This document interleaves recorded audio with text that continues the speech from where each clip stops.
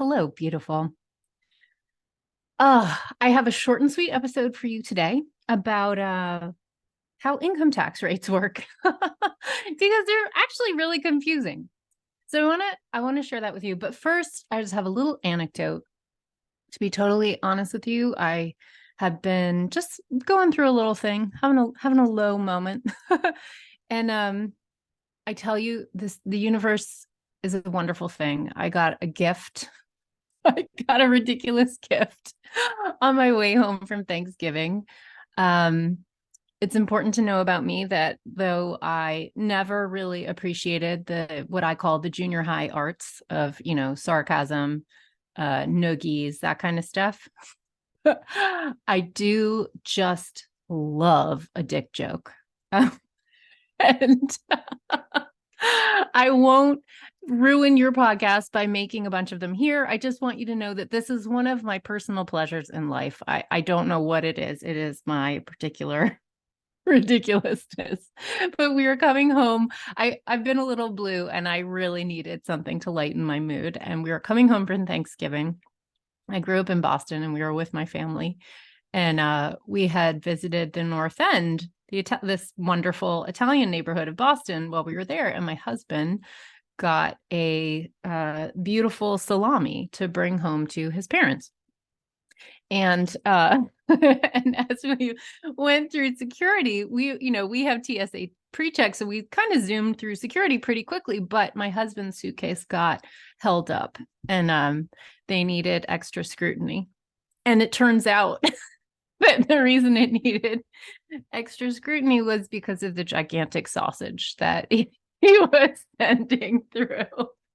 So I just wanted to give a little thank you to the universe for giving me basically a weekend worth of dick jokes about my husband's extra large sausage needing extra scrutiny at the airport. So we had a lot of fun with that. All right. Now you know that there's a really ridiculous, immature side to me. I don't know. Is it becoming a mom? Is there something about parenting that gives you this juvenile humor? I don't know. I don't know. Anyway, back to taxes. Because income tax rates, that's what you really want to hear about. All right. So I want to talk to you about what income tax rates are. So it seems like it should be a thing that's simple, and yet it actually is not. So what's got this on my mind is that I'm hosting this workshop for the people in Money Bootcamp this week, and we're going to be talking about estimated quarterly taxes.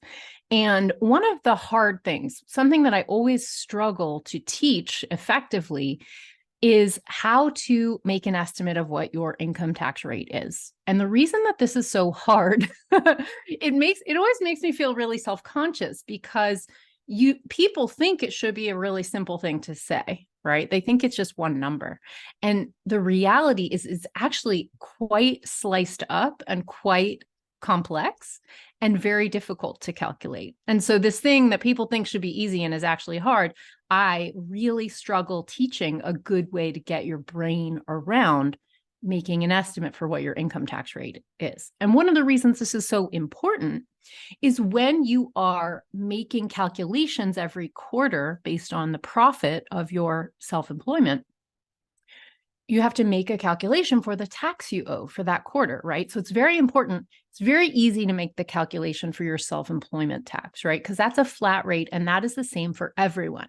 15.3% of your profit needs to go to pay for your Medicare and Social Security through self-employment tax every quarter, every year, et cetera, right?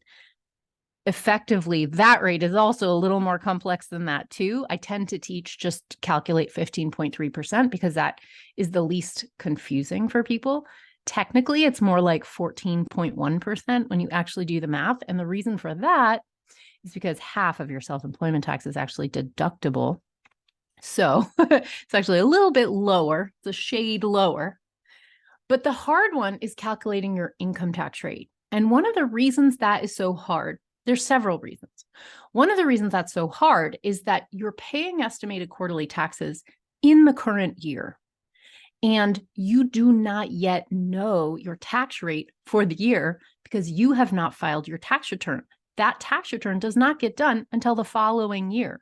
So you have to calculate an estimate of your tax rate on your profit to come up with your quarterly tax payments as we go through the year. And yet you don't actually know what your rate will be. You have to take a stab in the dark.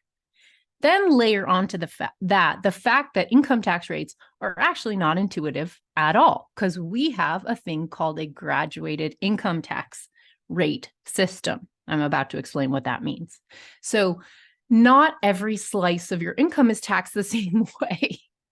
And so for that reason, picking a number to calculate against your profit to determine what your income tax is on that profit is a little harder than you think. Now, actually, the good news is there are online calculators that will help you do this. And I think really that's probably the better way to teach this, instead of saying like, here, take a guess between 10 and 20%, which is what I tend to say. I think I should probably say, here's a link to an online calculator, because that's a little bit more the accurate thing. But I just did a little math before I hit record here to just show you the difference between making a mistake and misunderstanding marginal income tax rates and over applying that to all your income versus actual or effective tax rates. Because when you see the difference in the math and how much less tax you actually pay than the marginal rate, you're going to be a little bit shocked. Okay. So let's just do that math in this episode. All right. Okay. So what I want to kind of outline for you really is just what is the graduated income tax rate.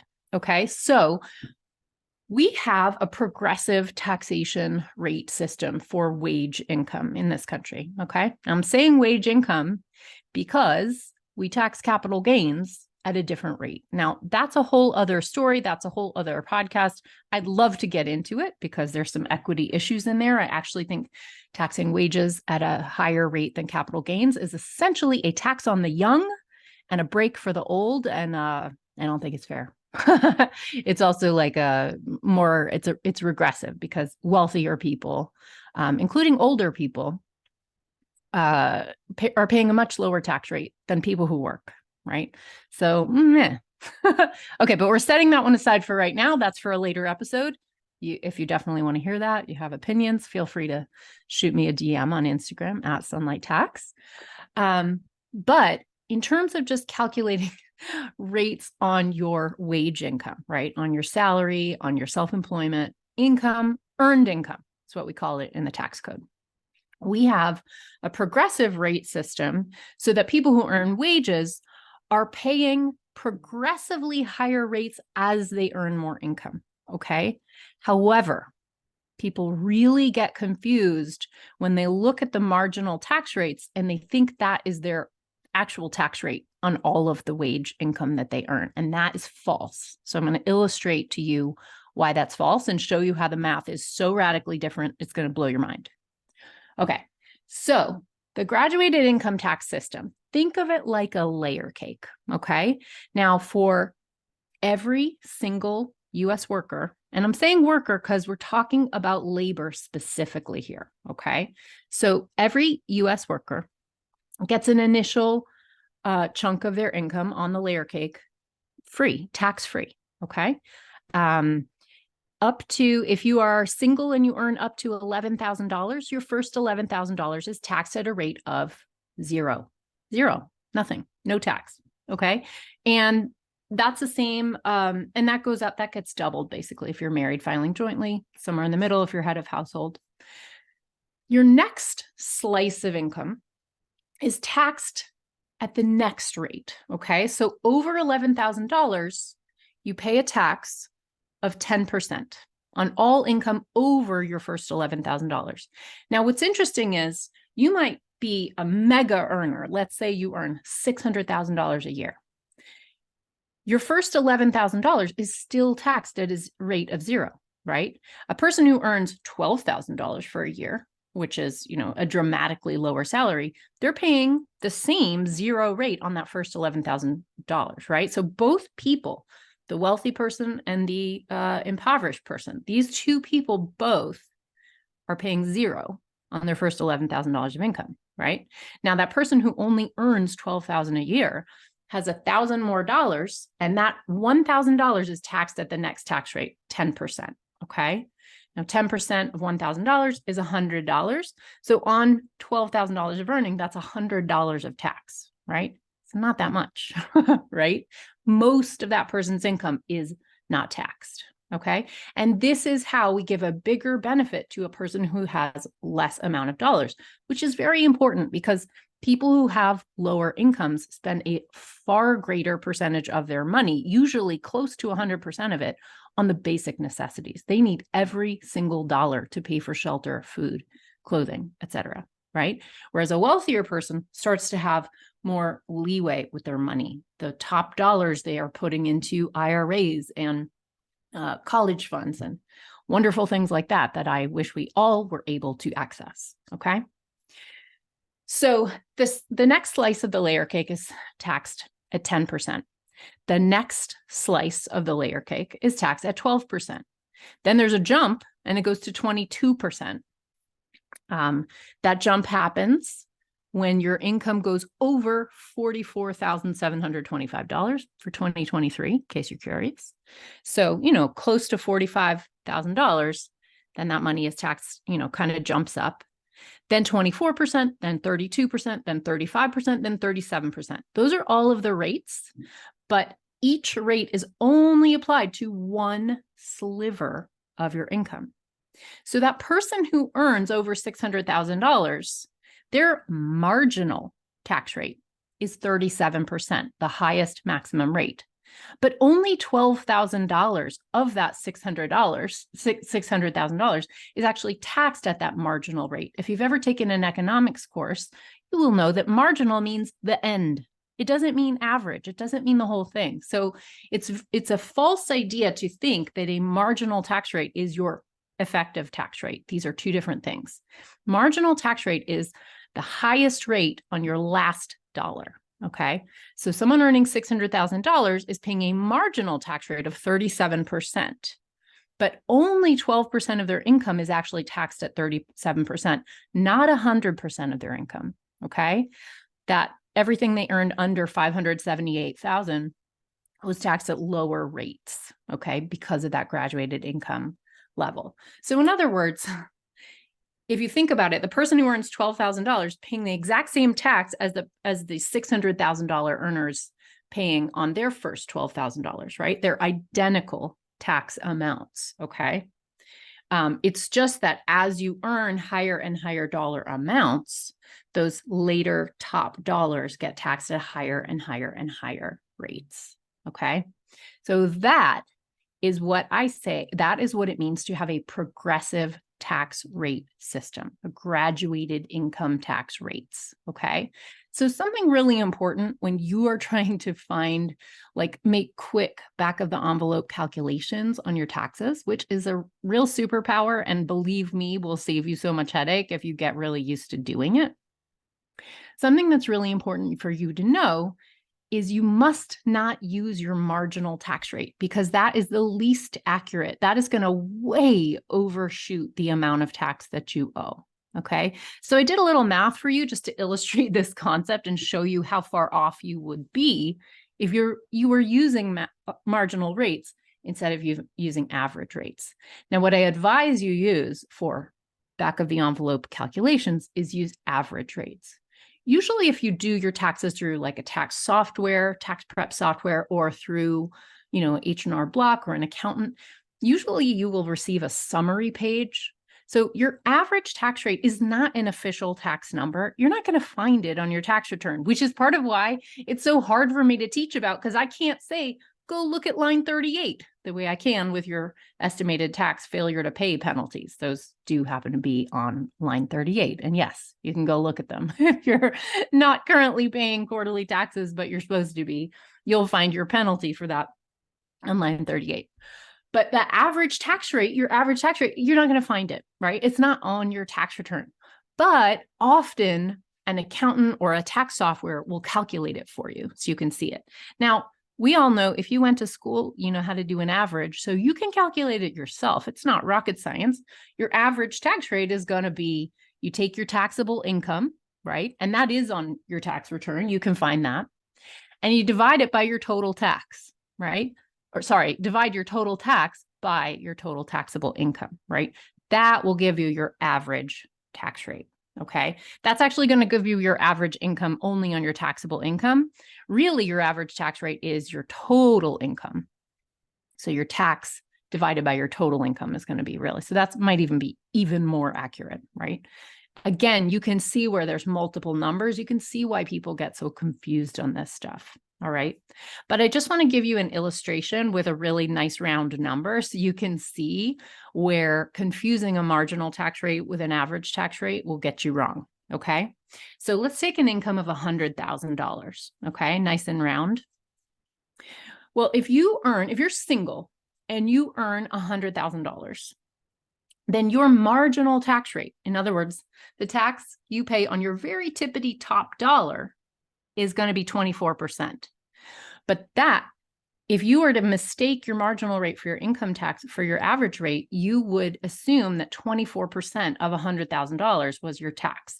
That would make your income tax due on that $24,000. Well, I'm here to tell you that is not even close to what you're going to actually pay. So I just plugged $100,000 into an online tax calculator. You can just Google online income tax calculator and you will find one yourself. But if you just plug $100,000 in, you will see that the tax owed on that amount is $8,239.